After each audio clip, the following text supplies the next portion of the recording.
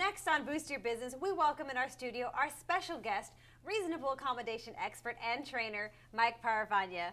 Mike's going to take us around the restroom and give us a sign or two. Is that right, Mike? Are you ready for a little restroom break? Right you are, Mary, but first let's talk about the two different kinds of restrooms. Okay, I'm all over this one, Mike. I know you have two different types, a men's restroom and a women's restroom. I'm not going there, Mary. The two types of restrooms I'm talking about are single accommodation restroom. That's where a person comes into the restroom, locks the door, they're the only one there, and they use the restroom and leave.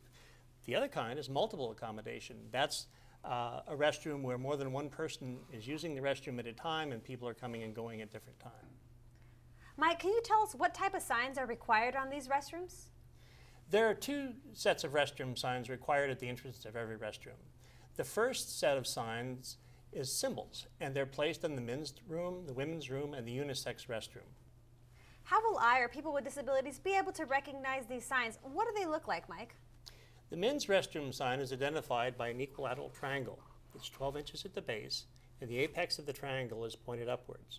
The women's restroom sign is a circle 12 inches in diameter. The unisex sign is a circle 12 inches in diameter with a triangle placed over it. It feels like I'm back in geometry class all over again. But good stuff to know for sure. But what if I can't see the signs on the door? How do I figure out which bathroom I should use? Is there another distinction that I can tell by? That's when the second set of signs come in, Mary. The second set of signs is located on the latch side or strike side of the door. These signs are required to be in raised letters and braille. Okay, so besides restrooms, what other signage is there that people with disabilities should look for? The most well-known sign is the white wheelchair symbol on a blue background. It's called the International Symbol of Accessibility. We call it the ISA. The ISA is used to identify features that are accessible for people with disabilities. That's why the ISA is required on accessible restroom entrances with the other sign. Okay, I recognize that sign. Any other particulars that you can share with us? Absolutely. First, the basic. Signs that are accessible are created with non-glare materials using contrasting colors. This includes the signs with raised letter and braille. Start with the raised letters and braille signs. I'm guessing that's probably not a do-it-yourself project. That's right, Mary. Putting these signs together is part science and part art.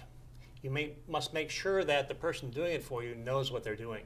Other than the restrooms, where do you put these braille signs, Mike? Signs with raised letters and braille are required in permanently named rooms and other spaces such as classrooms or the director's office.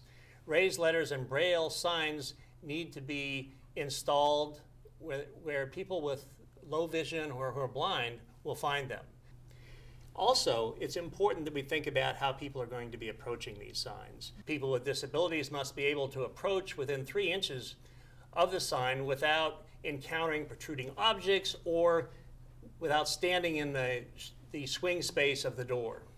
And if you have one of those exit signs over the door, you'll also need a raised letter and braille sign next to the door to match the sign overhead. Mike, I see lots of signs that don't have braille or raised letters. Do our viewers have to replace all those signs? Not at all, Mary. Rooms with permanently assigned names, numbers need raised letters and braille. But there's another group of signs that don't require braille.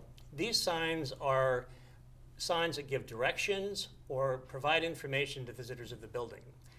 These signs also must have background colors that contrast with the color of the lettering.